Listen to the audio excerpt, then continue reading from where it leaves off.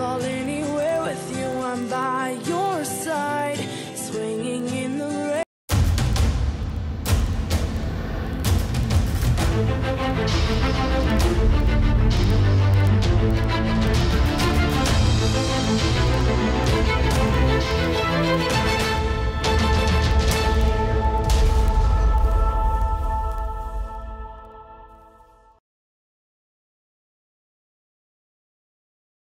Welcome to the DO Boxing Show. I'm your host, Dameon Okposio, and we're at Bowen Medical Group, where they do brain scan testing, and we're going to be talking with Christina, who's going to be implementing a lot of these brain scans for the boxers in the Ontario Boxing Association. So you're going to get to find out some key information and see part of what's involved.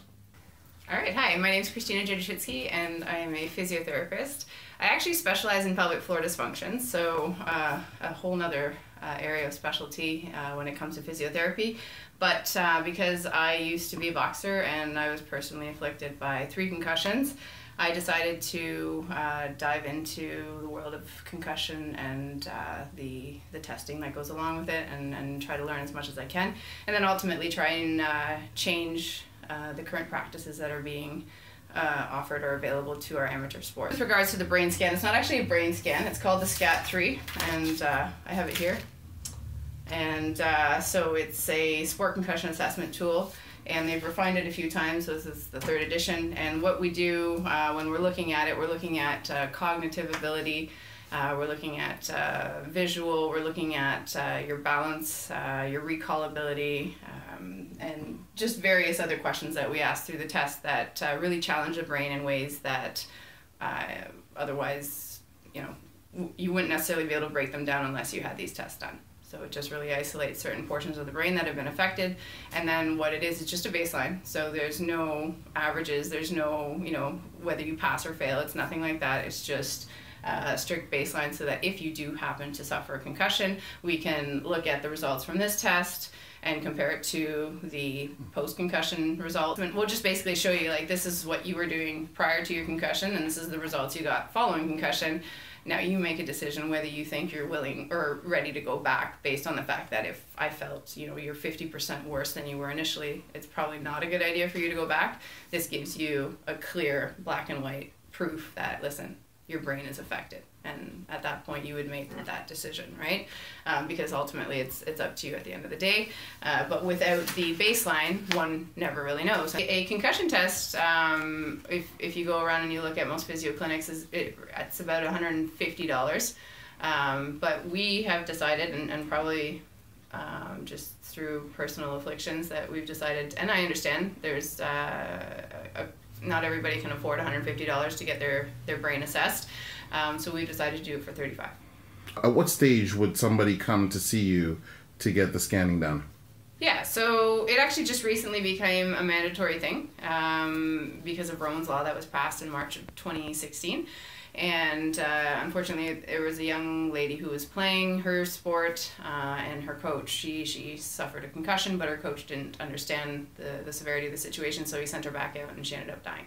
And from that experience, then they obviously started realizing that this wasn't a joke anymore, and they needed to start being a little bit smarter about their protocols.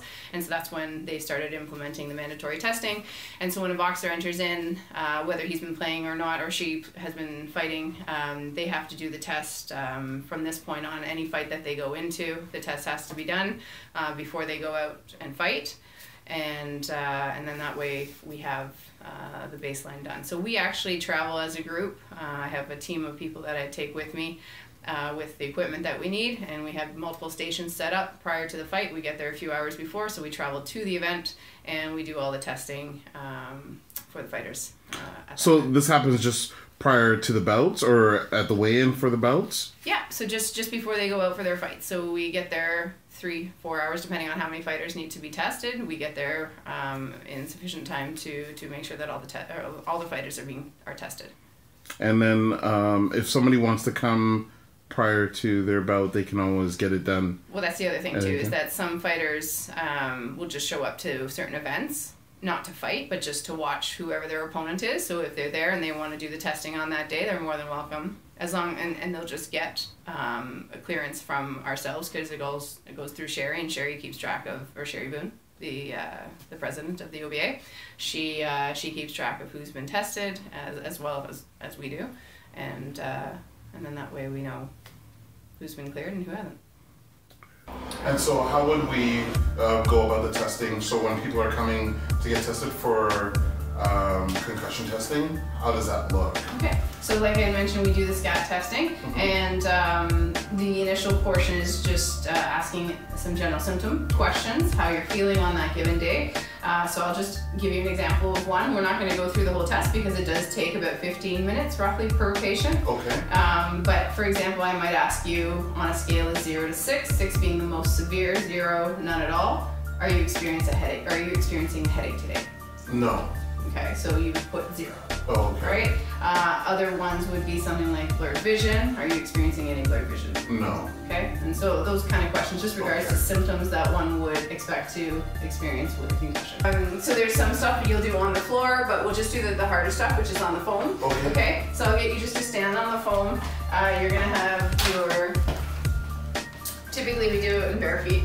Okay. Okay, so you're just gonna stand on your non-dominant foot. Okay. Okay, and you're going to stand on the foam here. You're going to place your hands on your hips. You're going to find your balance. Okay. Okay, and then when I say take your foot off, you'll take your foot off. Okay. Okay, and then when I say go, you're going to close your eyes and you're going to hold your balance.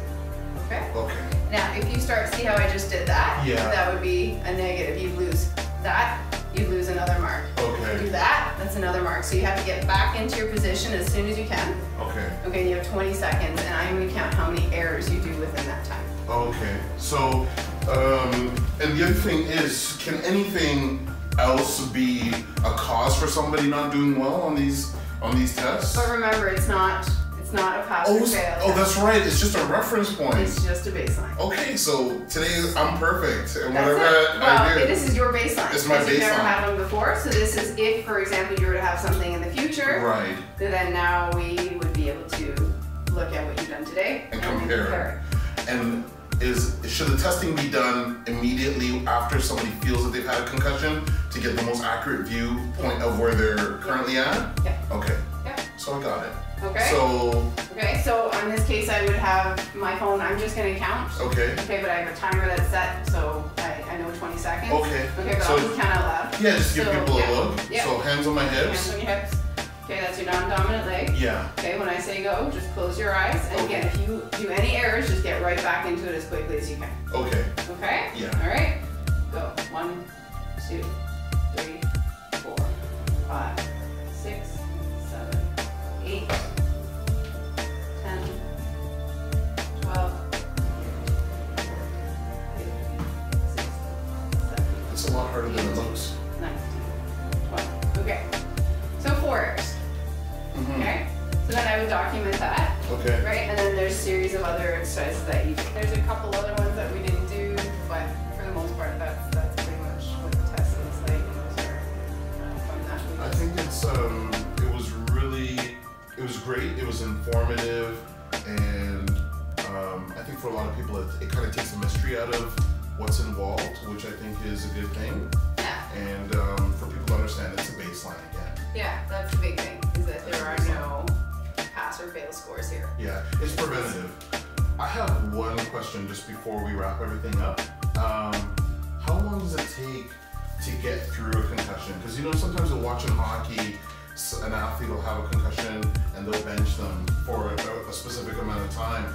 Is there a designated amount of time, or does it depend on the person? Yeah. When you can get back to your regular activities? So within a week, somebody can appear normal.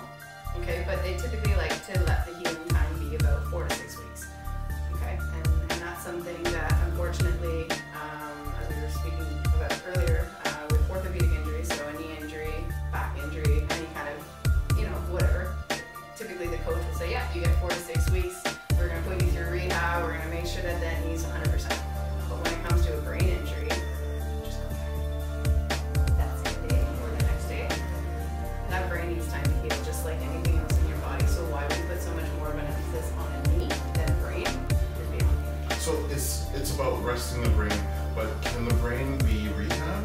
Yeah, and actually, there's recent evidence out right now through the most recent research. It was done in 2016, and it was published in the Journal of American Medical Association, where they looked at over 3,000 teens and kids, and they put who suffered acute brain injuries, and they put some of them through complete rest, and then they put the other half through light exercise. And what they found is that physical activity within 7 days of acute concussion resulted in reduced risks of persistent post-concussion syndrome at 28 days post-concussion. So after about a month off, a little bit of exercise can be a good thing? No, they're saying immediately. Oh. Light exercise. This is something new that they're finding. Okay. Okay, so complete, and I think the idea behind it, there's still some things that they need to kind of, little glitches in the study that need to work out.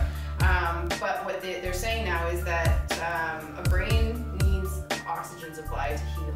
Right. And so if you're completely at rest, and they're not saying crazy return to sport, full on like get shots to the head again. They're talking about stuff that's going to bring blood flow, allow for proper circulation to occur. So what we used to think back in 2001 at the Vienna International Conference on Concussions, they actually said that rest was the protocol.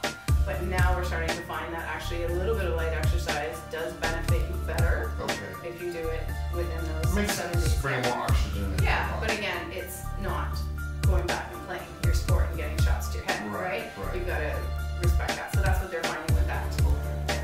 Excellent. So thanks so much for your time. And remember, you can ask us any questions related to boxing by sending us a message through Twitter at DOKPOSIO, through email at posio@hotmail.com. Don't forget, you can also subscribe through YouTube to get every episode of the DO Boxing Show. Just go to Dameon Okposio. Thanks for tuning into this episode, and we'll catch you on the next one.